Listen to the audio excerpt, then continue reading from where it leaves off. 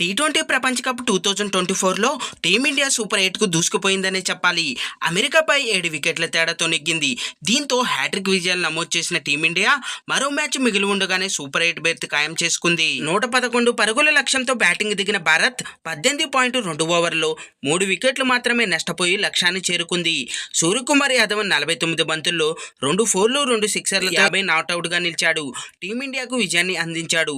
శివం దుబే 35 బంతుల్లో ఒక 4 ఒక 6తో 35 పరుగులు చేశాడు. సూర్యకు చక్కటి సహకారాన్ని అందించాడు. రిషబ్ పంత్ 18 పర్వాలేదనిపించాడు. తొలుత బ్యాటింగ్కు దిగిన అమెరికా 20 ఓవర్లలో 8 వికెట్లకు 110 పరుగులు మాత్రమే చేసింది. భారత బౌలర్లో హర్షదీప్ సింగ్ 4 వికెట్లు సాధించాడు. హార్దిక్ పాండ్యాకు 2 వికెట్లు దక్కాయి.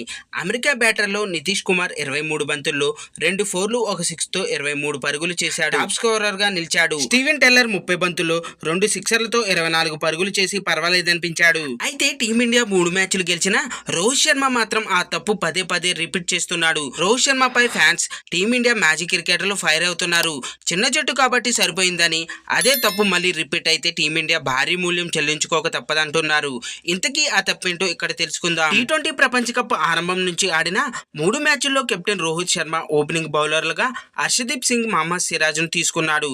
హర్షదీప్ సింగ్ ఐర్లాండ్, యుఎస్ఎల్ పై పర్వాలేదనిపించాడు. పాకిస్తాన్ పై కాస్త తడబడ్డాడు. ఇక సిరాజ్ వికెట్లు తీయలేకపోతున్నాడు, కానీ పరుగులు కంట్రోల్ చేస్తున్నాడు. అయితే టీమిండియా ఆడిన 3 మ్యాచ్లు కూడా నసావు స్టేడియంలో ఆడినవే. నసావు పిచ్ బౌలర్లకు సహకరిస్తుంది.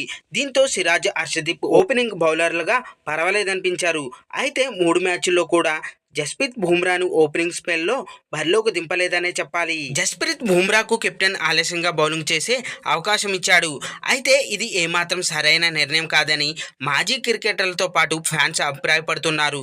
ఎందుకంటే బుమ్రా ఓపెనింగ్ స్పెల్లో అద్భుతంగా స్వింగ్స్ రాబట్టగలడు.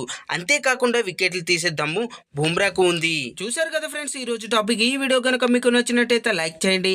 మీ ఫ్రెండ్స్తో షేర్ చేసుకోండి. ఎలా ఉందో కామెంట్ పెట్టండి. అలాగే సబ్స్క్రైబ్ చేసుకోవడం మాత్రం మర్చిపోవద్దు ఫ్రెండ్స్.